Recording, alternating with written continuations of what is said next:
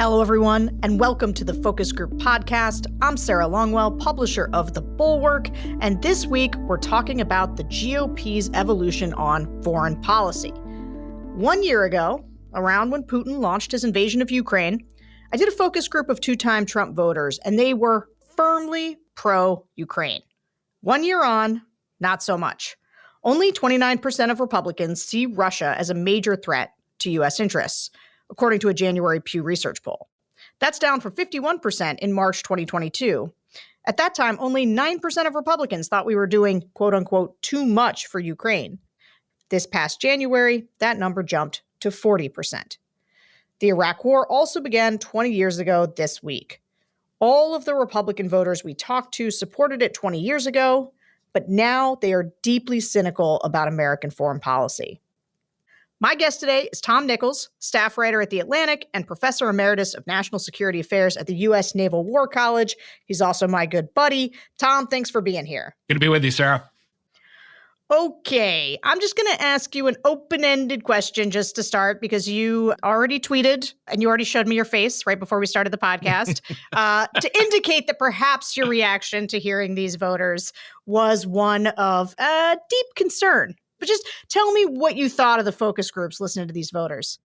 Well, in a way, I'm the worst person to ask, because I adhere to that old Churchill line about the argument against democracy is a 10-minute discussion with the voter. But I also understand that foreign policy is really complicated and people find it, a difficult and emotional subject. The overall comment I'll make, compared to, say, focus groups that you used to see on television in the 70s or the 80s even, is just this immense amount of confidence and assurance. There are a few exceptions, and they'll probably come up when we're talking, of people say, well, I absolutely know what's going on here. And of course, then they proceed to say something that's just wrong.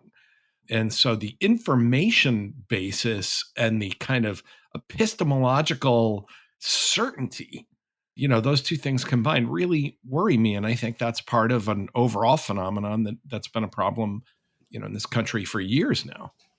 Yeah, well, a lot of them have been doing their own research. Oh, yes. Oh, yes. So I know is a complaint of yours, and something that I hear all the time in the focus groups is the sort of gold standard for information, because they can't trust anything else, is that they do their own research. And as a result, they were kind of all over the map about what they thought about foreign policy and what information they had. But I want to dive into what these voters were thinking, because I want to just sort of stipulate up front. I'm not a foreign policy person. At the risk of sounding like one of these voters overly confident in my own positions, I just want to say I have you on here to be the expert, because I am not. So I was born in 1980, which I'm sorry, that must sound hard to you, because I think you're slightly older. Wow, I'm going into Grandpa Simpson mode while we're sitting here already. Ah! So I was born in 1980. So I'm born the year that Reagan takes office. I remember the wall coming down. I was in college when 9/11 happened. I sort of began my professional career as a young conservative. At the time, we were going into Iraq, and I was part of a conservative establishment that was super supportive of going into Iraq. And I, was sort of raised on the Weekly Standard politically and by a lot of the neocons. And I guess the one thing, sort of stipulating that I don't know that much specifically about foreign policy, I will say the change in the Republican Party and the change in Republican voters for how they talk about foreign policy is, to me, the biggest change. I mean, there's a lot of other changes we can talk about in terms of character not counting. No, it's astonishing. Yeah, right. They've changed a lot. But this on foreign policy, it really is wild, right? Right. And as you were entering the world and opening your eyes for the first time in this great adventure, I was voting for Ronald Reagan. Yeah. It was my first election.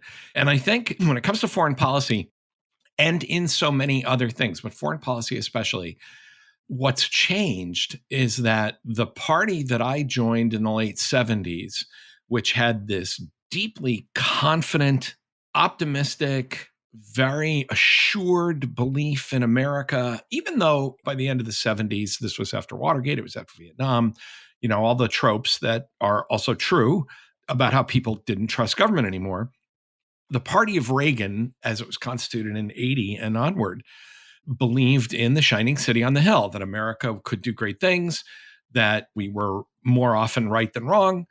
And that confidence has been lost. And the base of the Republican Party in particular has kind of congealed into this sour, churlish, a pox on all houses, everybody sucks kind of pessimism that not only pushes back against the foreign policy establishment that these voters, these base voters, see as hopelessly liberal, which, that's a big part of it, right? If you say State Department or even Defense Department, the corrupt, liberal, deep staters, even though, especially in national security, most of those people are pretty conservative.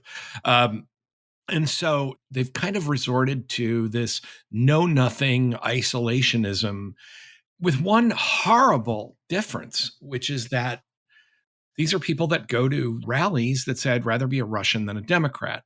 They've kind of cast the Russians as a placeholder in the way that liberals used to do, by the way. This is the thing that really, if you were a young conservative in the 80s, that liberals would say, well, the Soviet Union's not perfect, but it's a counterweight to the United States. It limits the United States from just doing whatever it wants, kind of stuff you read in The Nation back then. The core Republicans have become that. Well, Putin is not a great guy, but, white Christian, traditionalist, hates trans people, hates gay people. What's not to like about the guy? And I think that this is really the effect of propaganda, a steady drumbeat of propaganda from places like Fox, but also the collapse of local news, the collapse of any form of news that isn't either entertainment or internet rabbit holes. Yeah. Where people just don't read newspapers. They have no sense really of national news. As you say, they do their own research. And I think that's what's happened with a lot of these people. And it has completely melted down their sense of moral orientation or their ability to engage in any kind of critical reasoning. This is undoubtedly true. And one of the reasons I know it's true is that I was doing focus groups right after Russia invaded Ukraine. And we did an episode back then with Alexander Vindman. And this is how two-time Trump voters sounded back then. The most concerning issue at the moment, I believe, is Putin going into the Ukraine, war crimes. The issue for the United States, I think the major problem is who the president is. If Trump was president, I should say he is, but we know what happened on that. Putin would have never invaded. What do you guys think about what you've seen from the Ukrainian people and their leader? How do you feel about them? They're amazing. I love them. Absolutely amazing, especially when a 60-year-old woman can stand there and tell a soldier from Russia, I'm going to put seeds in your pocket and then kill you. And then the seeds will grow up flowers over your dead body. Right. When the babushkas take AK-47s. There you go. Yes, exactly. That's impressive. Amen. God bless I think him. President Zelenskyy is a phenomenal leader, too. I mean, when he said, I need ammunition, I don't need a ride. Like, that was such a powerful line. If Joe Biden had 1% of his spine, America would be okay. We have more than enough oil and natural gas in the United States that we can supply the rest of the world.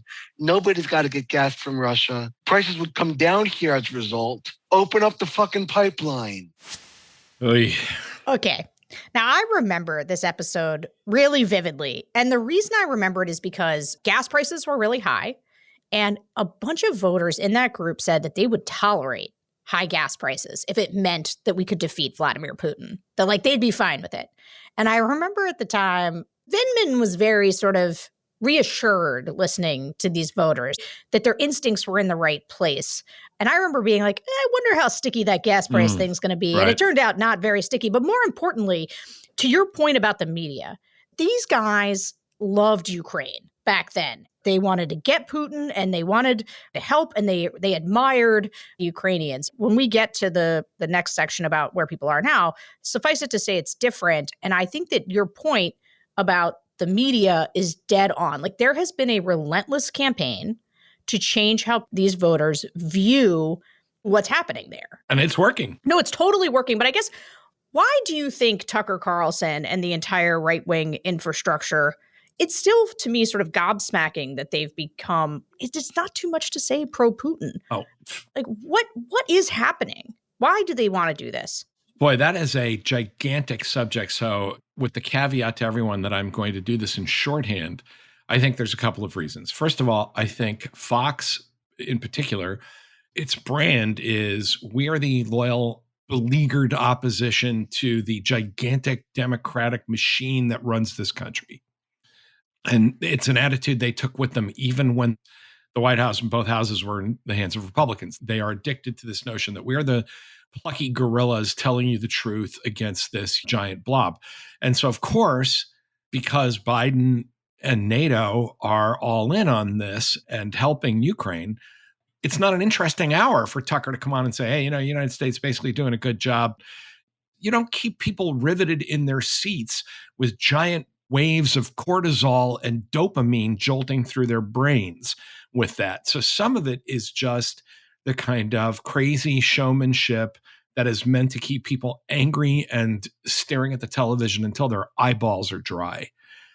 Some of this, though, I think you can't underestimate the degree to which people like Tucker Carlson hate a cultural establishment of which they wanted to be a part and yet were rejected. And so it's almost like the kind of churlish, I'll get even with you approach is to side with someone like Putin. That'll show those bastards at CNN and MSNBC who fired me what's what. Watch what I'll do now. But there is also a cultural affinity with some of these people. These are people that say, well, Vladimir Putin, he's a brutal dictator, but this is a guy who really didn't want drag queens to win Eurovision, that they have this kind of juvenile culture warring sense. Here we are in the middle of the biggest war since World War II in Europe, and the right is still going on about woke banks and drag queens. And I think that feeds into that entire thing of saying, look, we just have to take this side. And I thought when you said it's not too much to say it's pro-Putin, it's openly pro-Putin. Yeah. There's not even subtlety about this anymore. I mean, Carlson, as the kind of avatar of this, went years ago from, well, I'm just asking questions. Why shouldn't we side with Russia? Is this really our business? All the way to Zelensky's a gangster and Ukraine's a crazy dictatorship and all of this kind of Kremlin sludge and slime that has made its way from Russian television onto American television because it sells, because it's culturally in sync with people like him believe, and because it's a kind of natural oppositionism to people who really think they are like the plucky gorillas, even though they have the highest rated shows on cable. Yeah. In fact, with that, just because I think these next group of sound bites really confirms what you just said, let's listen to these two-time Trump voters that we talked to for this episode, because, most of them, I think 7 out of 9, just in this group in particular, wanted to see the U.S. play a lesser role in world affairs, period. And 0 people wanted the U.S. to act as a world leader during global entanglements. So let's listen to them talk about why. We already knew Ukraine was a corrupt country. We've seen it and heard about it throughout the past. Now he's going through and closing churches to any Christians over there. And we're paying the major share of the financial aid to the country. And it's probably going in the front door and right back out the back door. The Ukraine situation is, in a way, a cloak to make Russia and China very powerful together. So Putin's goal is to tag team up with China. And that's his whole push, is to weaken us militarily, to drain us economically. And so this aid to Ukraine is a game, if you will. The whole thing is a farce. And it's to weaken us, to divert us, our attention, our energy, so that China and Russia can become very powerful and militarily crush us, because there's no money that is filtering into our military. That's done on purpose by this current administration. It makes me really nervous. They don't care. They think that borders are bad in the United States, but they want to send money to another country for borders? And how about the train spill too, right? The train spill happens and Biden's like, hey, let's give money to Ukraine. I'm like, hey, wait a minute. Why don't you just go help all those people? Right. What is happening? Like, I couldn't even believe that was happening. The media has been pumping all this Putin stuff forever. I could care less about the guy. I mean, when Trump was in office, obviously he respected us. So there was going to be no messing around like what's going on now. But Zelenskyy, what people don't understand, he is exactly to a T the same guy as Putin is. He still has all the same corruption. He's stealing money from everybody. He's oppressing people. He's the same guy in a different suit. So I was never for that since the beginning, always been against it. They should not have dime. I don't care if Russia takes it over or not. It's irrelevant to us. We got so many problems here. We need to solve what's going on here. Wow. So, okay. Now I got to say, there's two things. One is you can just see how much the whole of right-wing media is just filtering through people. I never heard this last year, the idea that Ukraine was a corrupt country.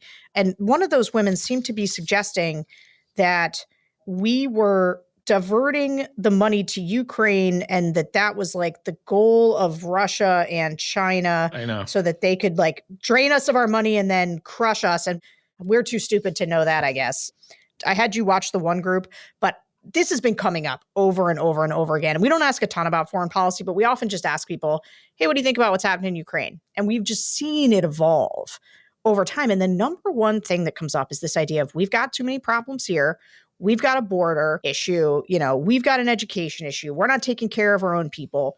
And deep in that kind of analysis is really the America First Trump idea. Yeah, I was going to say, Sarah, I mean, go ahead. As a veteran of 80s politics, I have to tell you, this is very much a horseshoe moment because as I was listening to this, the train spill and we've got, these were the arguments of the American left, the far American left.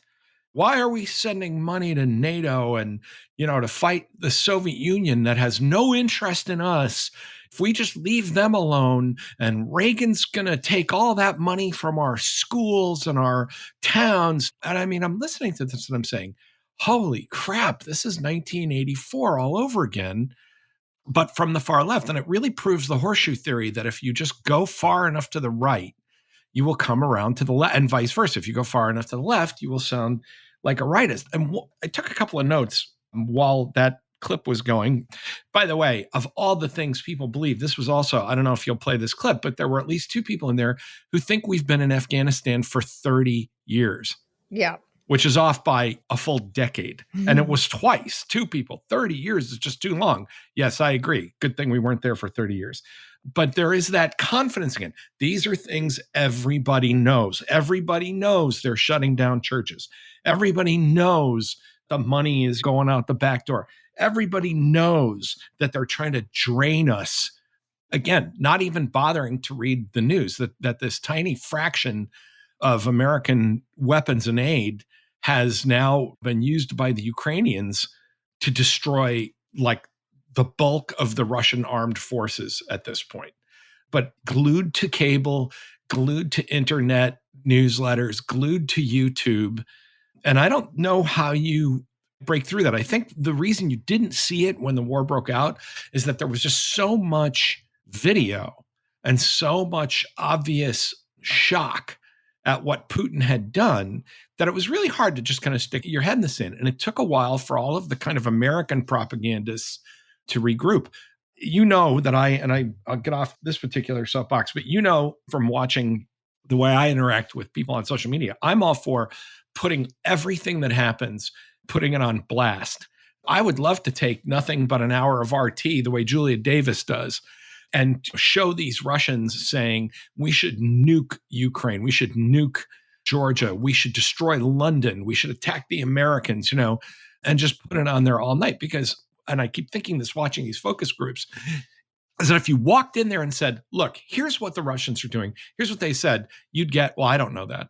I didn't see that. Right. They have this amazing ability with that huge epistemological surety to say, well, I don't think that's happening. That's not what I know. And I don't know how you break through that. Yeah.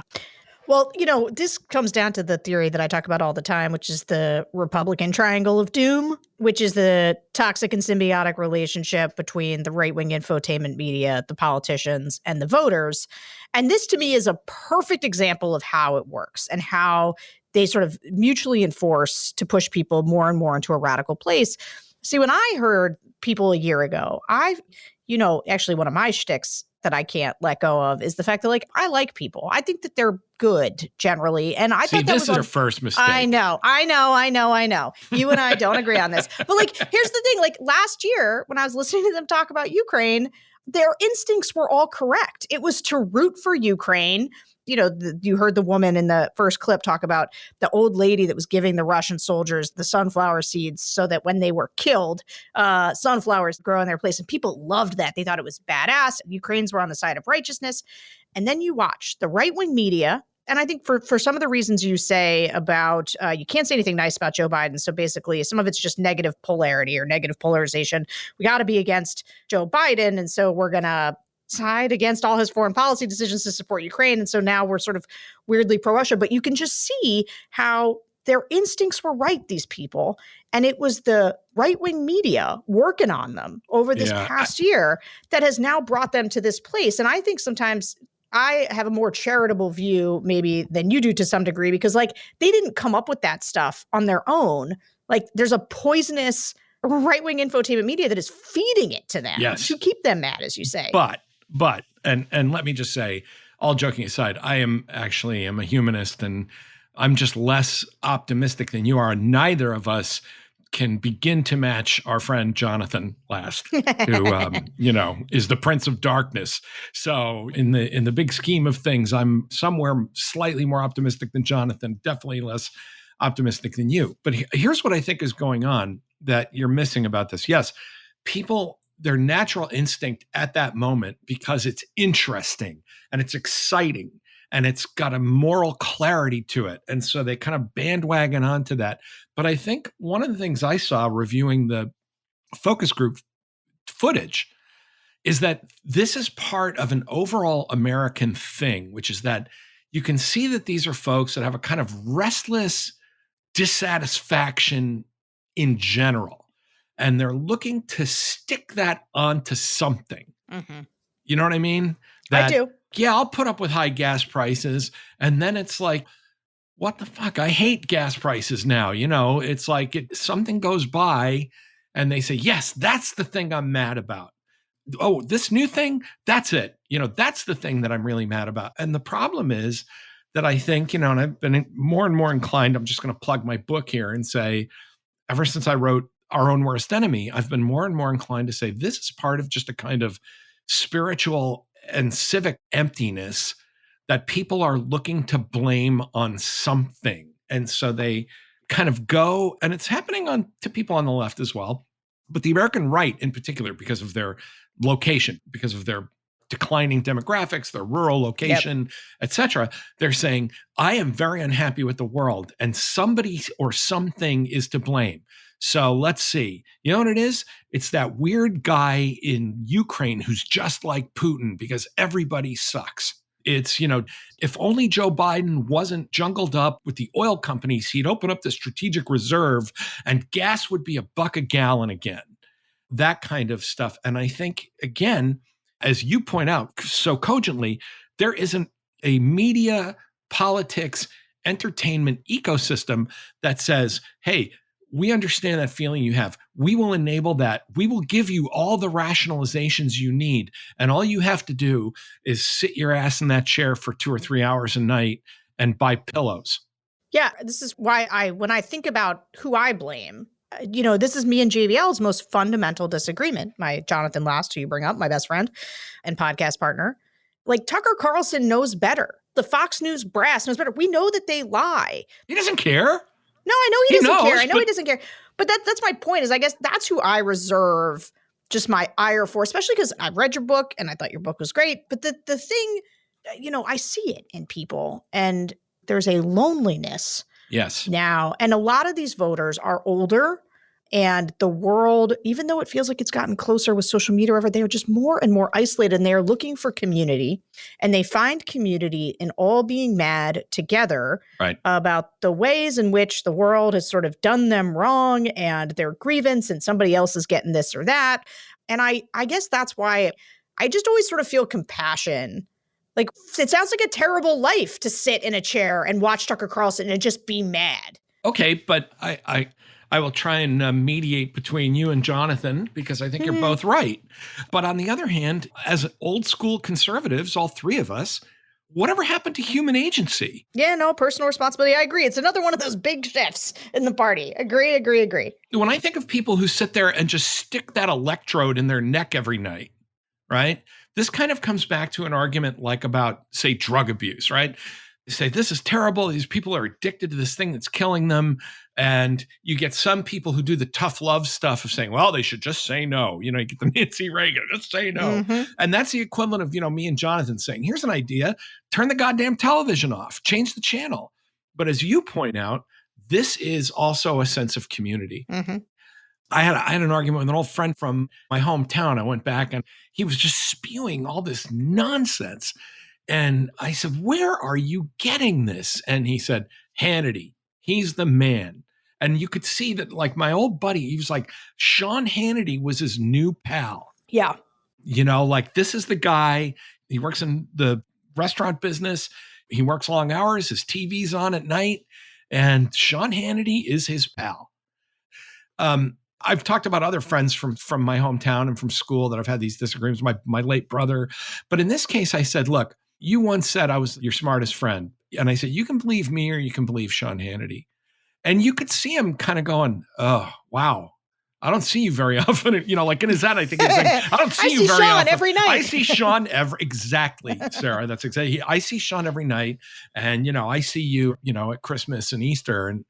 And it was really disturbing. And again, if we offload any responsibility for this to just say, look, this candy, this crack that these guys are selling is just too good. The blue meth that they're selling is just too good.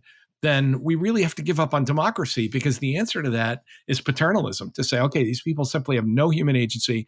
They're not capable of making their own decisions. You cannot inform them. And anytime you put on a bunch of carny barkers, they're just going to walk up and hand over their money. I actually don't believe that about the American public. I think that a little bit of that tough love, a little bit of that stigma, I would like to bring back stigma, because that conversation, I said, I'm sorry, but you're rotting your brain watching Fox News. And my buddy was like, wow, that's, dude, harsh. So, I think that can be recovered. But on this sense, I'm like with Jonathan, that people want this and they're doing it voluntarily. And that says something terrible about them.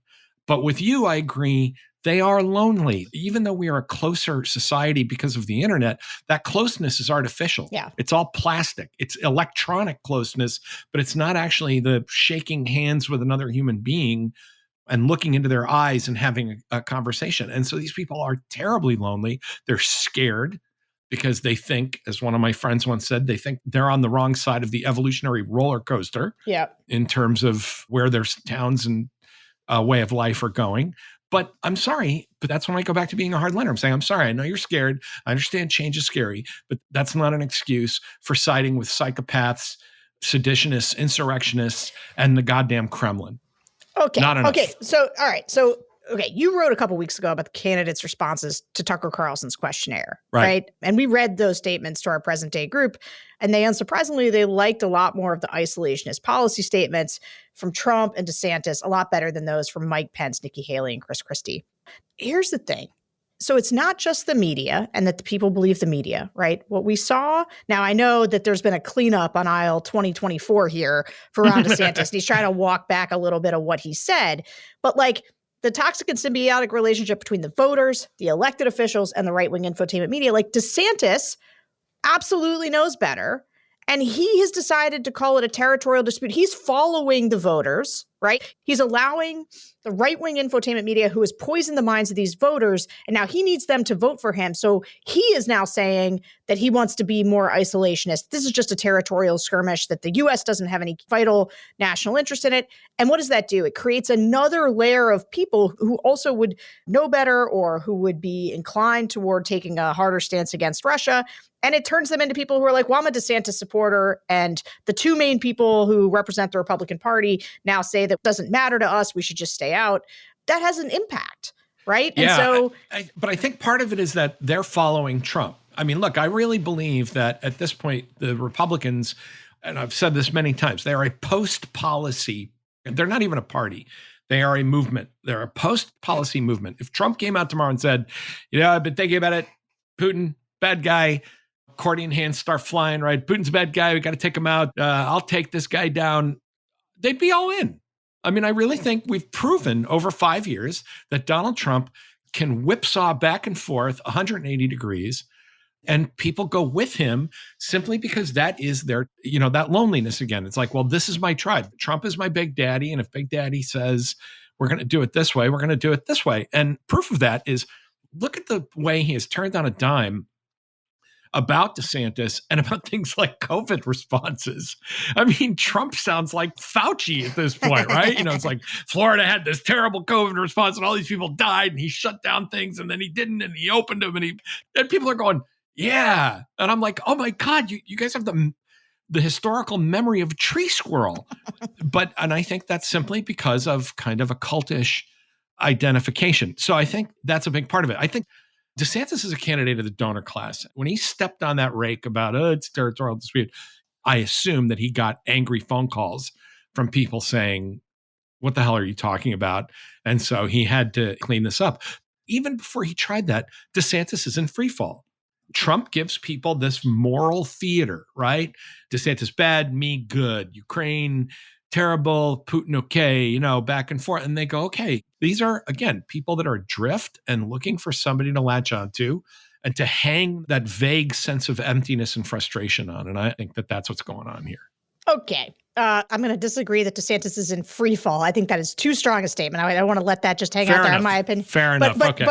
But where is he now? He's like, he went from like neck and neck to like 27%. There were two polls this week, Monmouth and then Morning Consult, that both saw a slide for DeSantis and Trump sort of picking up steam. And that is on top of Nate Cohn had done this aggregation of the polls where he'd compared where Trump was in the same poll. So he took a bunch of the same polls and Trump had gained about a net 4 points and DeSantis had lost about a net 4 points. So I think free fall is too strong, but I think that you're right. I think that you're right that DeSantis has had a bad couple of weeks here as he's kind of put his toe in the water of really getting into it. And we see people kind of looking at Trump and still liking that show somewhat. So that's true. But so I set up the Republican Triangle of Doom, and I knew you and I were going to argue about this and the culpability of the voters because I just blame the politicians and the right-wing infotainment media, to me, are the really pernicious side. And I want to go to bat for the voters one more time here, which is one of the reasons I think that the Republican Party is turned against its more hawkish ways is because of Iraq and Afghanistan, right? It's soured the GOP base. And I want to play a telling snippet from the February 2016 debate where Donald Trump went after the Iraq war head on. It took Jeb Bush, if you remember at the beginning of his announcement, when he announced for president, took him 5 days. He went back. It was a mistake. It wasn't a mistake. Took him 5 days before his people told him what to say. And he ultimately said it was a mistake. The war in Iraq, we spent $2 trillion, thousands of lives. We don't even have it. Iran is taking over Iraq with the second largest oil reserves in the world.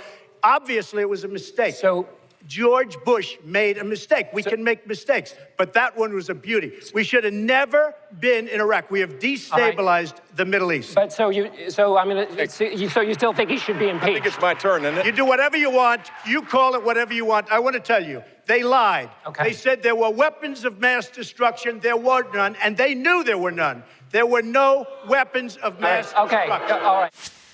All right. Now, here's the thing. At the time, I remember watching this and being like, the Republican voters aren't going to go for this.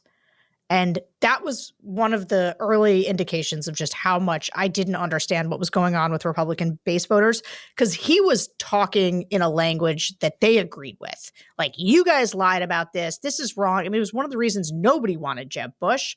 And I don't think any of us knew that. But do you remember that period of time? Yeah. Did you see it going sideways then, or what did you think?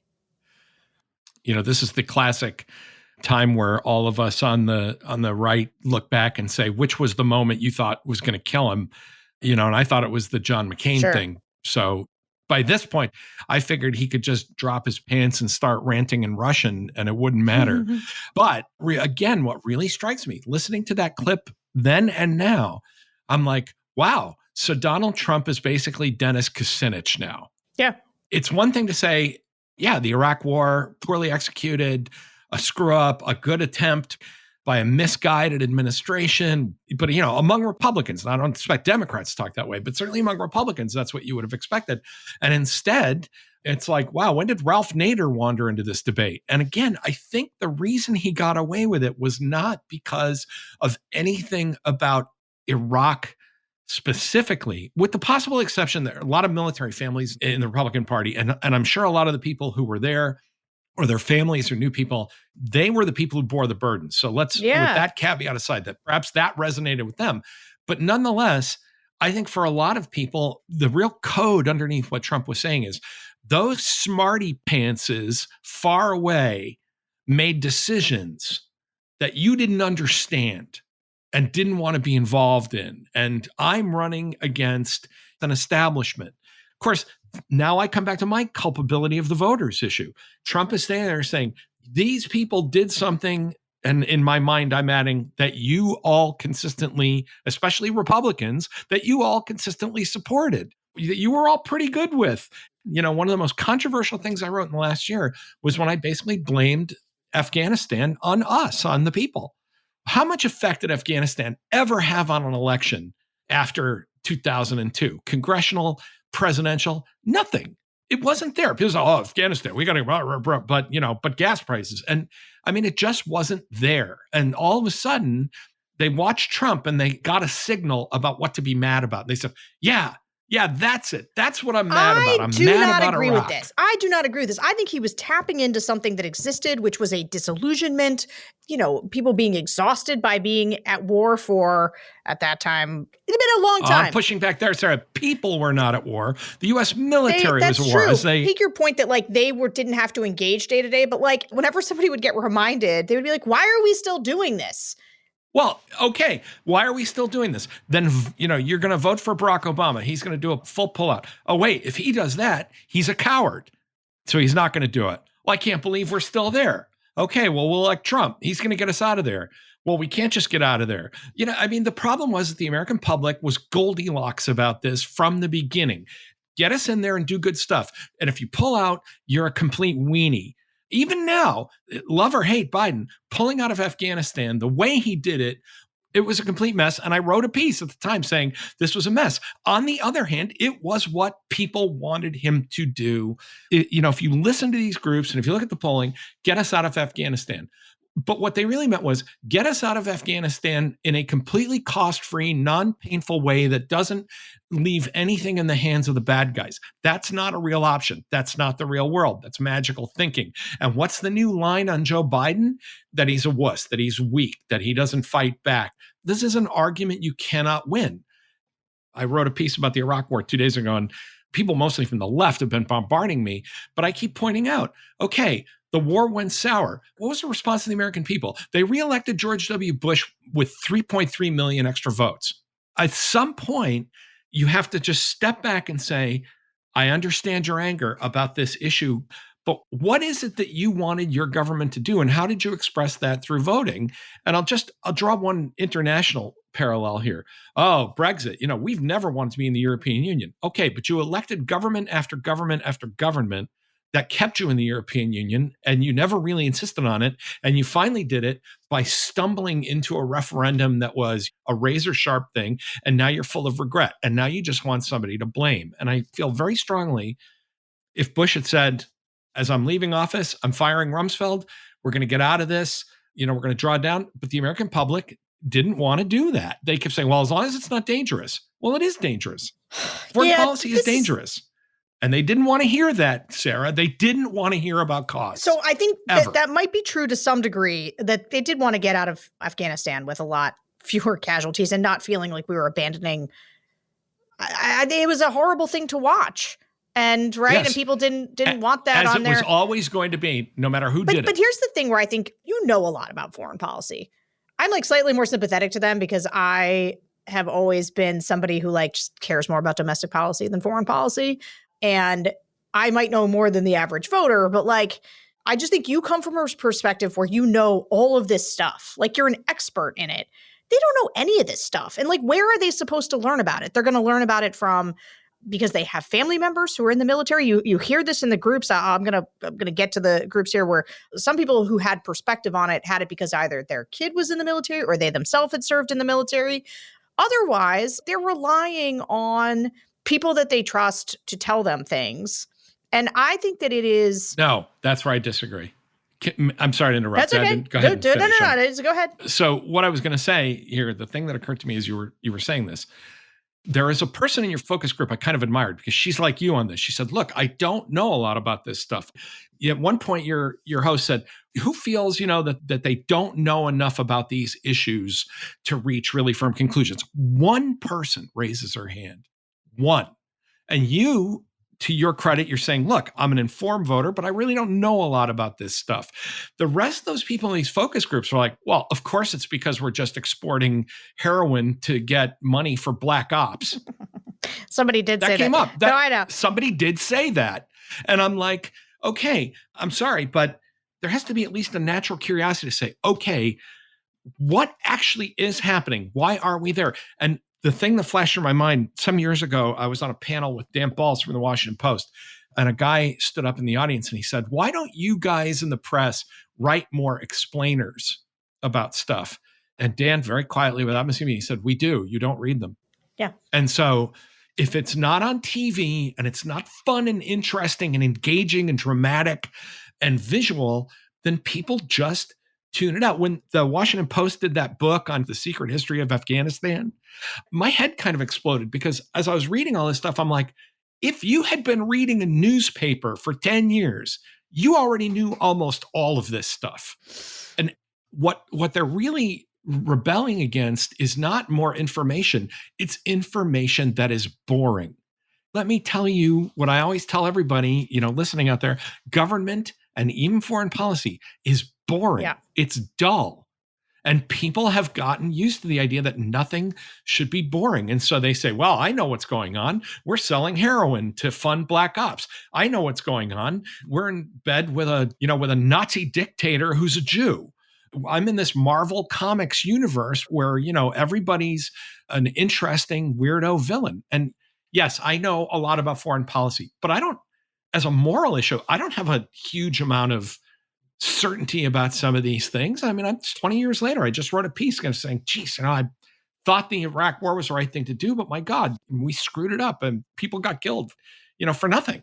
I know we got to get to another clip, but I was watching this and I've done this impression before, but it struck me that you had a bunch of people who all reminded me of Cliff Clavin. Yeah. From Cheers, the mailman from Cheers. I'm like, it's a known fact, you see, that, we've been in Afghanistan for 30 years because we're moving the tide. And I thought to myself, holy shit, if you're a candidate for office, how do you even begin to engage these people? And I don't know. All right. So let's see how spot on your impression there is and listen to these guys talk about why they've shifted, why they're disillusioned about foreign policy.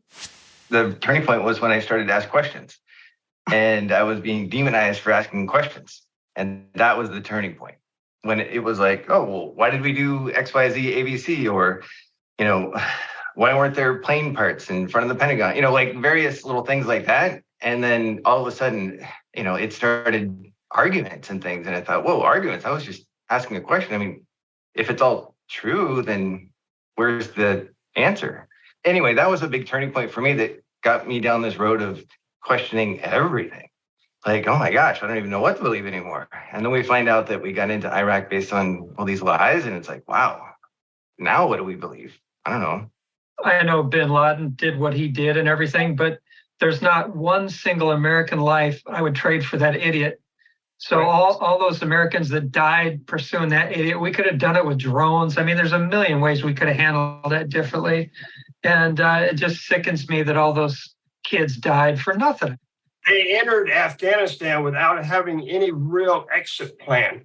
Yeah. I got deployed during the first Gulf War. We knew when we went in, we were going to do one thing, free Kuwait, and then we're going to go home. And that's what we did. The plan was in place. Afghanistan, they went in blindly, thinking they were going to convert a whole country to think American, had no plans on how to get out. When we see the results of that 30 years later. I have a son whose first day in the Army was 9/11 and was struggling a bit in college. So we felt like it was a good thing. And I went from thinking that he was joining the military to straighten him up to thinking you have a really smart man that's going to go in and help our country. So I was totally loyal to it. 10 years later, when I had a son come out broken and the military was not helping him, and I see a broken son at 42, and he trusts no one and does not believe in what he did, it's devastated our family. So yeah, we feel betrayed in the whole situation, but we thought we were doing the right thing at the time. Okay, so we've got listen. So just we did 4 people there. So one of them, I'm pretty sure that first guy when he was just asking questions, I think he meant about 9/11 and whether or not it happened because there weren't plane parts in front of the Pentagon. Yeah. So we got one 9/11 conspiracy guy, and the other guy didn't think we should get bin Laden. Bin Laden's just an idiot. And then the third one was talking about Afghanistan, and we've been there for 30 years. But this fourth one, this is somebody whose son was in the military and who had an experience that has shattered him. We had a piece by Will Selber, who we love over at the Bulwark, talking about what it was like in Afghanistan. It was just an incredibly shattering piece. So I guess there's this part of me that says, I hear a woman like that and I think, I don't know, I'm not sure we did enough as a culture or that our elected officials did enough to help people understand what the cost was going to be and to explain why it's worth it. Wow, right? I came away from that differently. All right, and that's go the ahead. second time around. I mean, I watched it last night and, went through it again with you today. The first thing that struck me about the 9/11 guy, he said, well, I was demonized. Who demonized you? Probably anybody he talked to about 9/11 being an inside job. Maybe demonized was like people going, what? Or I suspect spent a lot of time on internet chat rooms. Yeah. Which is where people really probably roughed him up. And so now he thinks that the whole government, that everything, democracy is bad, okay, because I asked about plane parts in front of the Pentagon where hundreds of people died and people got mad at me. The guy who said, well, I wouldn't have given one life to get bin Laden. Well, I'm sorry, but millions of your fellow citizens demanded it of your government that bin Laden be found and killed. Right? Imagine saying right after 9/11 and in those first 5 or 6 years, hey, one American soldier isn't worth getting bin Laden. Guy's a jerk. Let him go. There was literally almost no one, again, out of the Kucinich wing, or, I mean, maybe I'm being unfair to poor Dennis Kucinich, but there was nobody in America was making that case. That's an easy thing to say 20 years later because it sounds like righteous anger. But I would really like to know if that guy was saying that in 2002. The no plan for getting out of Afghanistan. Well, everybody's a military strategist. Again, Bush said we're going to eradicate Afghanistan as a source of terrorist threats, which for 20 years, and my argument about this at the end of the occupation was, hey, for 20 years, there wasn't another 9/11. For 20 years, there were no more terrorist threats coming out of Afghanistan. That's what you wanted, but the last one, this is where we really diverge. The thing I heard that this woman's son, who apparently she said he served 10 years. Yeah, she said 10 years later when I had a son come out broken and the military was not helping him. And on that, I think, to criticize the fact that we don't help veterans enough in general in this country is absolutely right. And it's one of the really shameful things. We glorify veterans as Spartans when they're going in, and then we tend to forget about them when they're coming out. And I think that's perfectly legitimate. But the idea that somehow all of American foreign policy is a failure because my son, to me, that resonated with this thing we've been talking about all morning, which is I have things in my life that have gone wrong, and I'm going to hang these on giant issues of policy now. If the guy was in the military 10 years, came out broken, then the government should have helped him. I don't know where he served. I don't know if he was in combat. Don't know what he did. But that becomes this kind of tragic personal story that somehow gets woven into a larger political narrative. All right. I think that's a totally fair point you're making in response to that. And I understand why you would hear that and that. And you're right. There is some of that in there. I guess this is my question to you. It's the final one, which is, okay, so you think a lot of the problem here is with the voters, that a lot of this responsibility lies with them. I know I read something you wrote where you said something like, Iraq was a terrible mistake, but it would be another mistake to draw the single-minded conclusion, much as we did after Vietnam, that everything everywhere will forever be another Iraq. But I've listened to these voters on all kinds of issues, and the absence of trust, the extent to which trust has just dissolved, and they don't trust any institutions, and they basically only trust their peers who sort of agree with them, and I guess Tucker Carlson to some degree.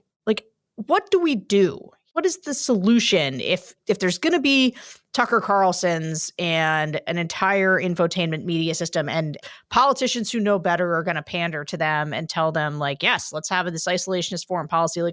What do we do to create a more responsible civic commitment to what America stands for circa 1980? Boy, I don't know. I think some of this is not fixable. On this, I'm kind of in the pessimist camp, and that particularly people my age, right? Late 50s, early 60s, they've gone down this rabbit hole. They're not coming back. I had an uncle who was in favor of Trump in 1999. Okay. So there's always going to be those folks. But I think some of it has to do with the political class being willing to maybe even lose elections if it means speaking truth to the public and being more stoic. When we talk about 1980, and I don't know if you remember the movie Roger and Me, right? Michael Moore, the only good movie Michael Moore ever made, where he's trying to track down the head of General Motors and chew him out about closing a factory in Michigan. And there was this part where Reagan was in it, and someone said, well, what can we do? We're in Flint, Michigan. And Reagan was like, you could move. And I thought, people go, Ronald Reagan, he pandered to the white working class. I mean, imagine being a political leader now and saying, this coal town you're living in Kentucky or wherever, it's not coming back. You need to move. Both McCain and Obama did that, standing in front of factories and saying, these are not going to reopen. Whatever these were, that's not going to be that again. And man, people just didn't want to hear that. But I think if leaders are going to lead, then they have to tell the truth. You can't be an Elise Stefanik and talking about investigating the DA and Rand Paul, we're going to put Alvin Bragg in jail. You have to be able to step forward and say, look, I'm going to say things. You may not like them. And if you don't want to vote for me, then I understand. But at least it's got to be part of the public discussion. And we just have a class of people that, particularly in the Republican Party, who have decided that they were made for bigger and better things. And if lying to people is how they stay on television or stay in Washington and never having to, live in rural Indiana or Pennsylvania, then that's what they're going to do. And I don't know how you overcome that other than simply voting them out of office enough times until somebody kind of hits that right formula. But Sarah, I got to be honest, I'm not optimistic. Well, I got to tell you, for all of our disagreements, it sounds like you and I do agree that the only way out of this is through leadership, which has always been my bag. The moral crumbling of the leadership in the Republican Party has been, to me, is the main thing that's gone wrong. There's lots of other things. There's the media. But the way that people, and Ron DeSantis is a perfect example of that right now. People who know better, who had ideals, just dropped them so that they could fall in favor. To me, that is the fundamental problem. The only way out of it is for somebody to say, I'm going to tell you the truth. And people think Donald Trump is telling them the truth. It's what's so funny. I hear it in the groups all the time. They'll be like, yeah, I know Donald Trump, he lies about stuff, but he's telling the truth, because people felt like he talked to them like they mattered and they could understand them and not just talking points. Somebody is going to have to emerge that is willing to tell voters the truth and has the sort of charisma and smarts and ability that they believe them. That's it. That's the only way we're going to get out of this.